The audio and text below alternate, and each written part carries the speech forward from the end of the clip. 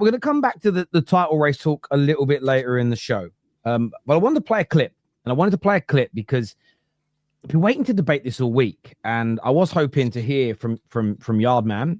He's got an invitation on the terrace because I don't understand why he says what he says. And I really want to. And there's no better way of doing it than having an amicable, sensible conversation about it. But I'm going to play the clip because I know LB hasn't seen this yet. Yeah, and then we're asking the question, is it right?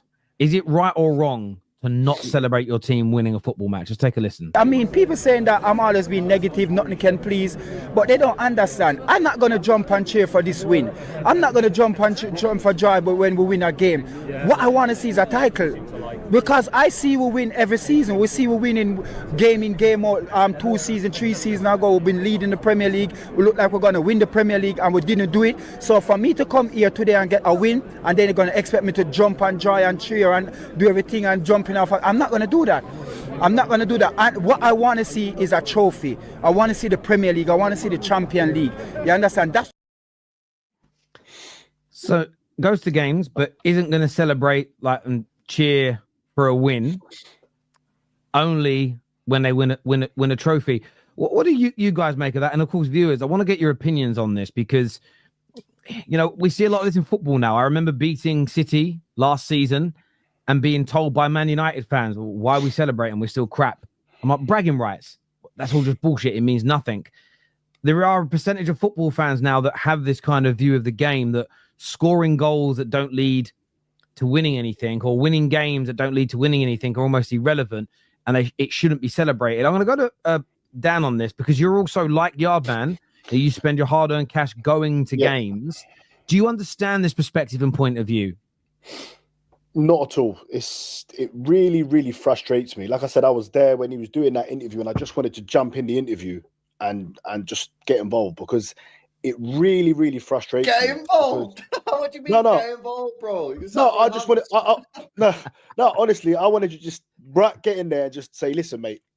Let me say why you explain why you should enjoy a goal. I don't know. I don't sit next to him if he cheers when we score, but lately I've been seeing a lot. Right. Even I saw Aaron was on a channel the other day and he was on with Negative Dan.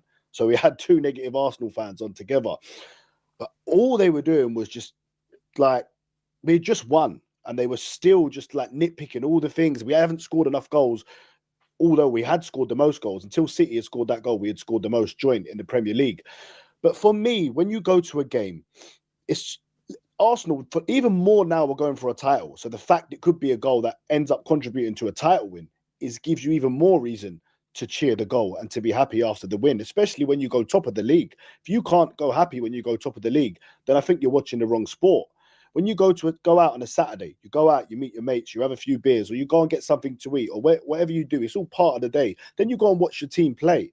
So even if you're in a relegation battle, or if you're in a battling for Europe, or you're just like United, you're not really battling for anything, but you're just trying to get a win. Come on, surely if you can't be happy after a win, it's crazy. You need to enjoy the journey. I've just started this content creating thing now. Every little subscriber I get, I don't care if it's 1, there's a little smile, that's a little win. And right now, Arsenal, we're going for a Premier League title, and I hear it. You've been scarred before. This is what the guy who I do the show with, Dan, always says to me. Oh, I've been scarred before. He won't say the words. He will not say Arsenal are going to win the league, even though I know he thinks we're going to win the league. So what the question I now say to them is, if you had a £3 million from a bookies, just a £3 million bet, and you could put it on Arsenal, City, or Liverpool, and whoever you put it on, they're all the same price, you get double back.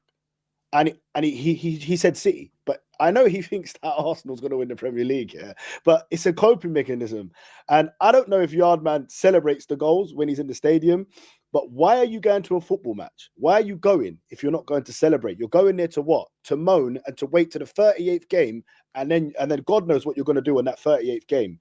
It's crazy.